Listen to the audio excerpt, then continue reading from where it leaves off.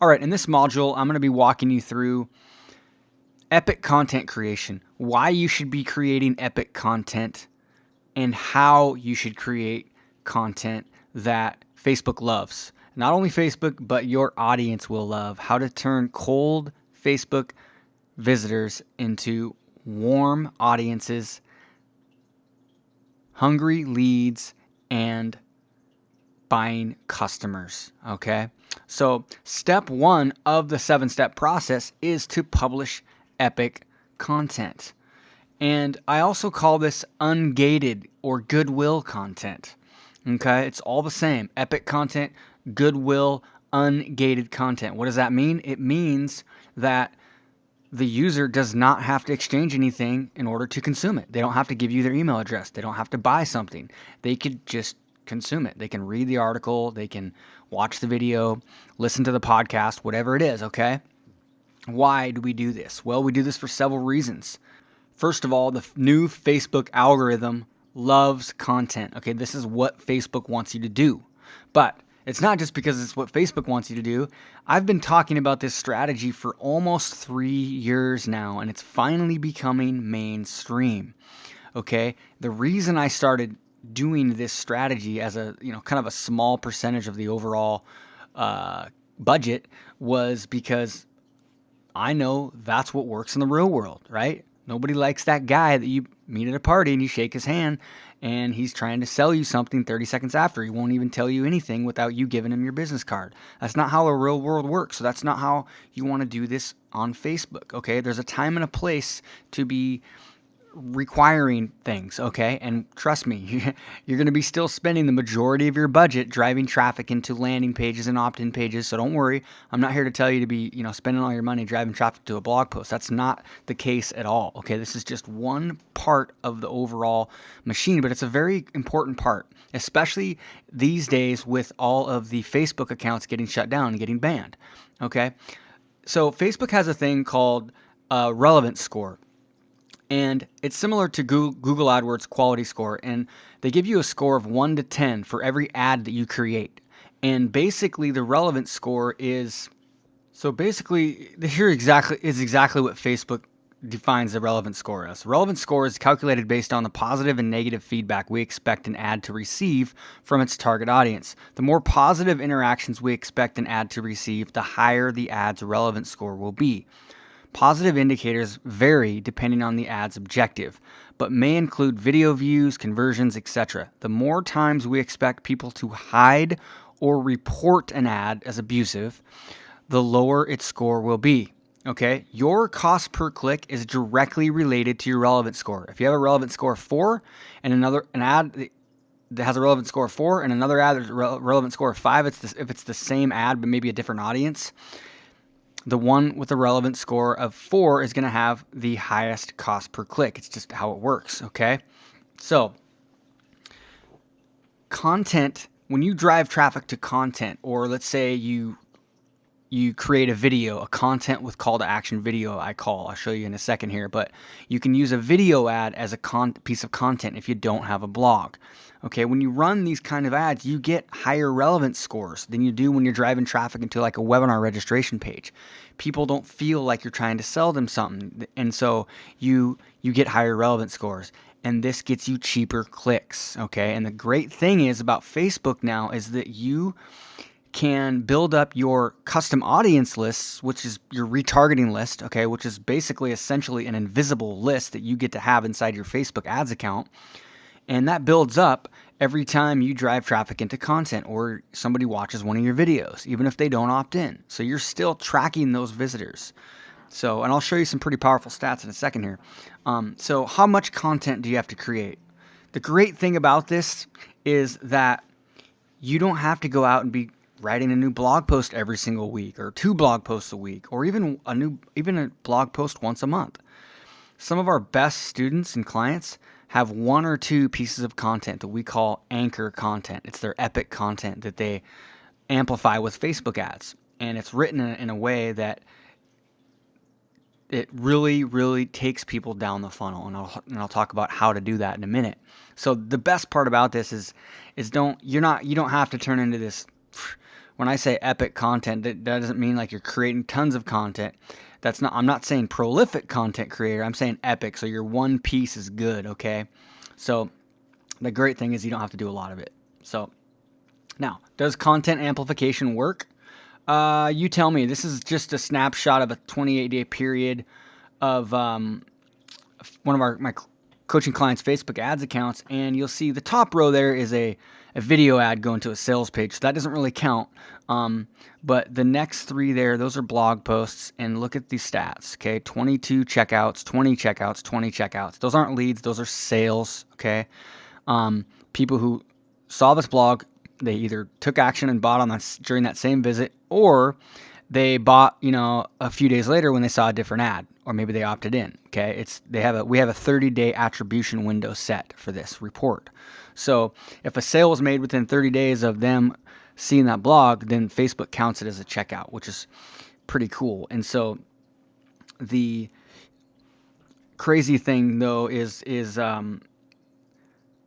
the cost per click to website on these types of ads is really, really powerful. It's amazing how much cheaper it is. So I'm going to give you an example. So this is a cost per website click to a webinar registration with a client going to a super expensive niche a while back, and they were getting cost per website clicks of $2.81 driving traffic into a webinar page. And I think there's still right now lots of traffic going into webinar, and the cost per website click is definitely lower now into the webinar, but still you're typically going to average around at least $1.50 to $2 per website click if you're going into an opt-in page, and Frank will concur the same. And so basically the crazy thing though, if you look at this next report, it's the same exact business, but this time they're going into a piece of content, ungated content. Same audiences, expensive, high income. Okay, and look at this. Cost per website click averaging 31 cents. Relevant scores, 9, 10s, and 9s.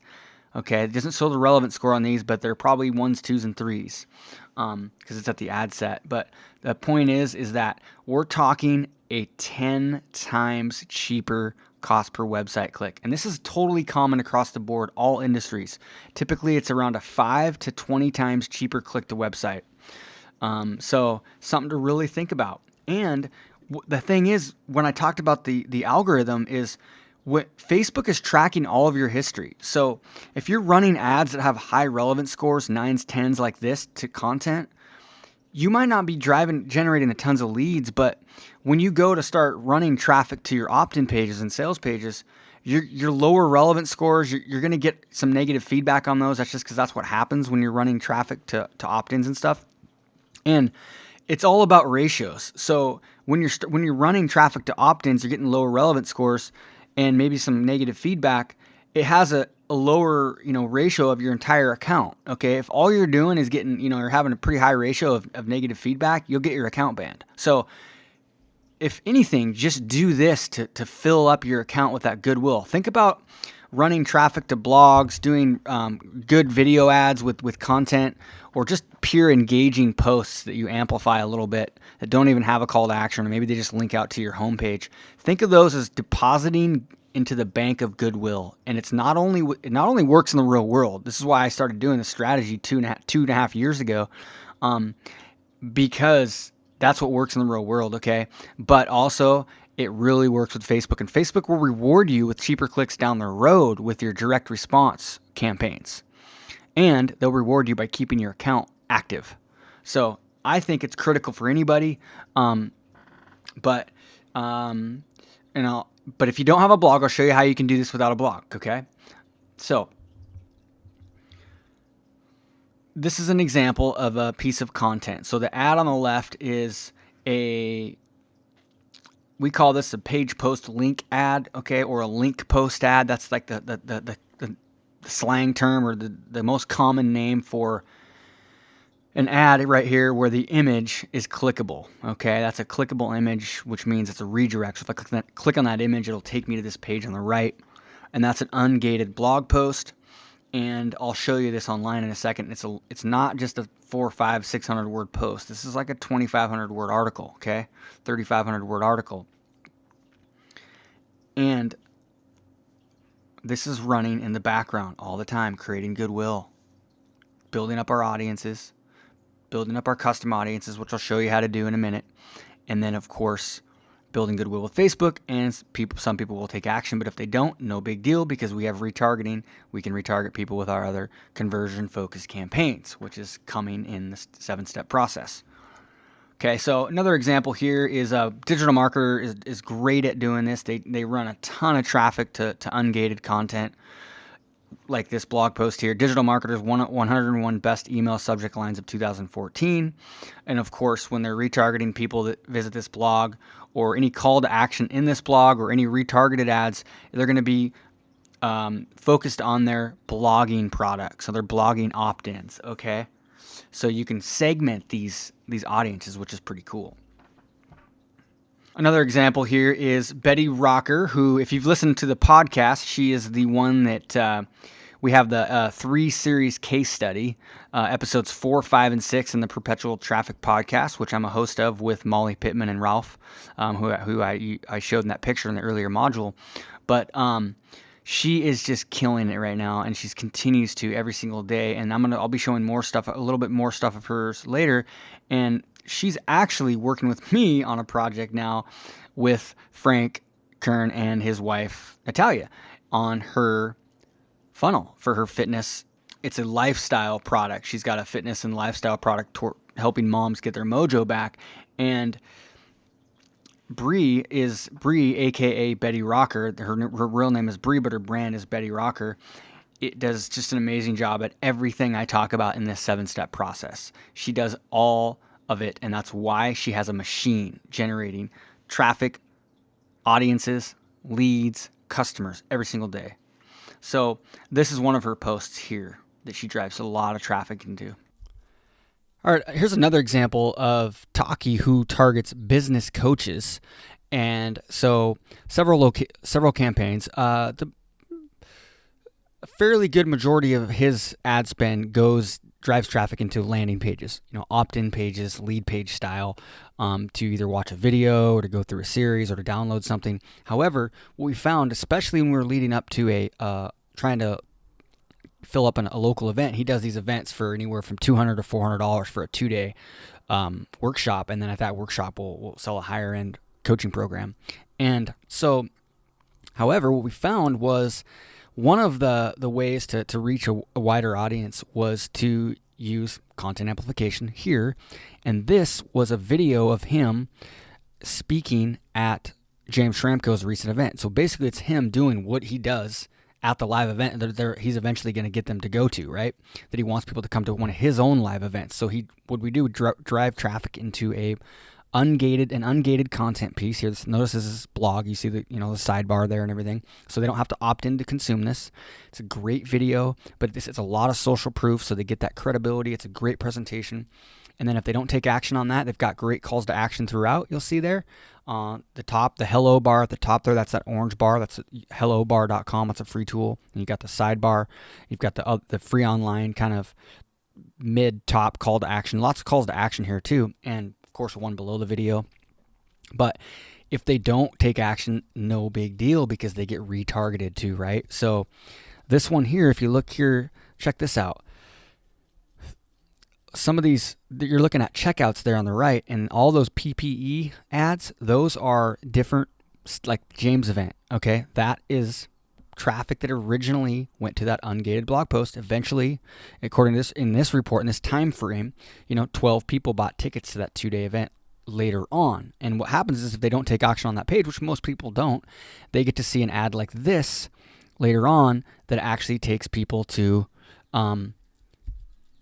this, which is a sales page, getting them to sign up for his 2-day workshop, right? So, but the only people that see this, notice the audience size there is, can't really get the cursor, but the audience size is 6,000 people, right? So it's only people that have either visited like in this case, it's basically people that have visited the entire website.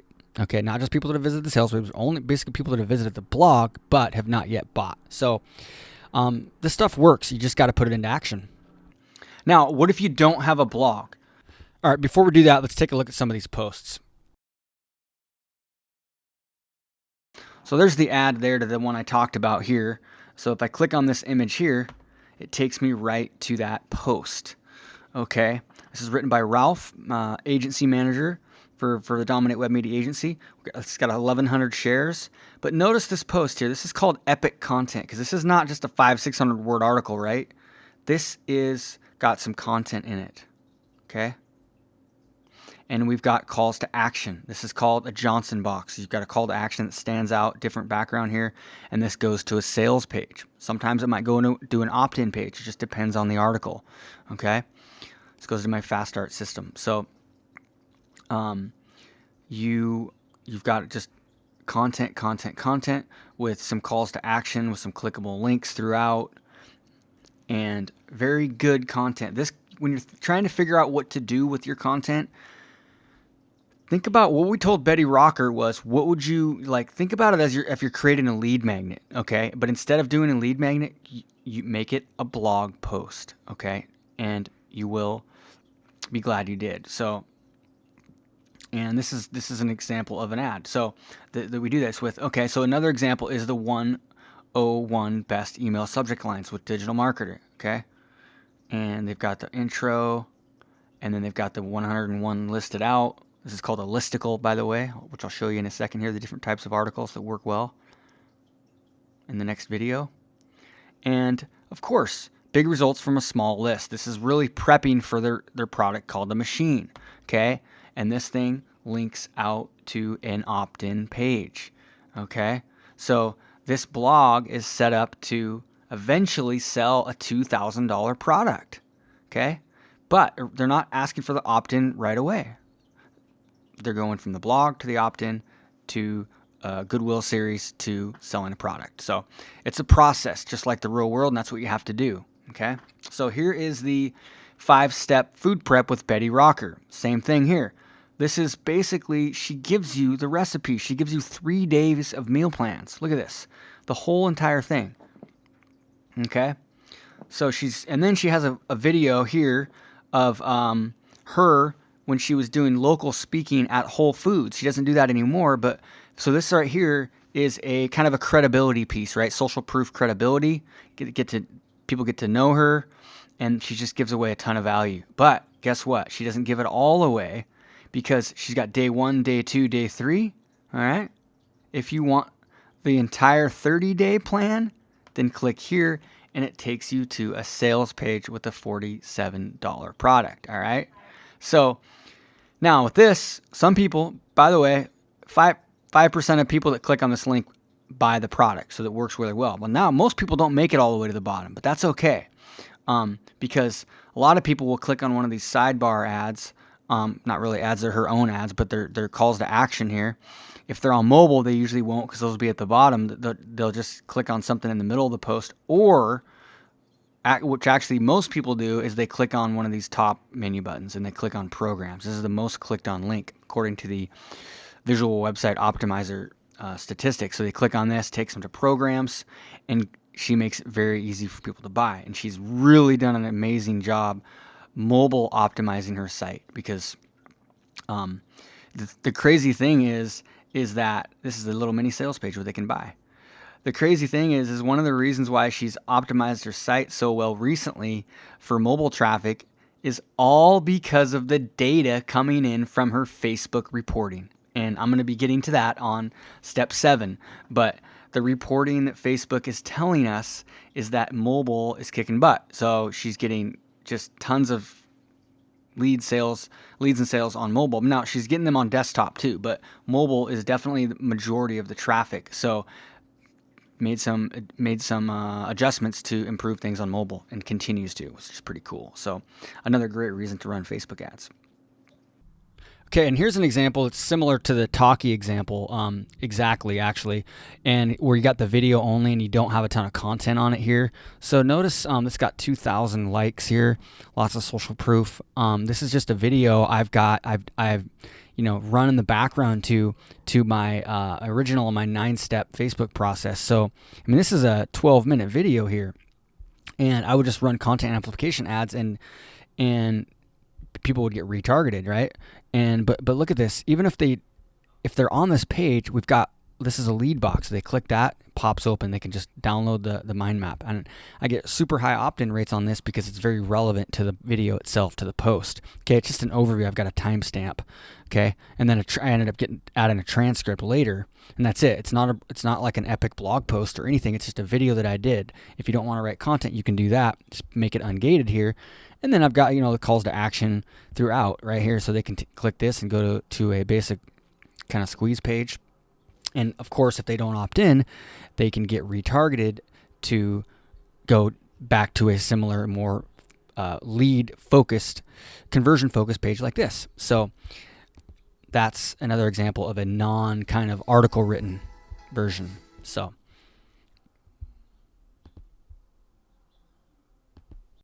don't have a blog? No problem. On the next video, I'm going to show you what you can do to have the same effect. Okay, create goodwill, build your account up, and build your audiences and start the whole process off the right way. All right, talk to you soon. See you on the next video.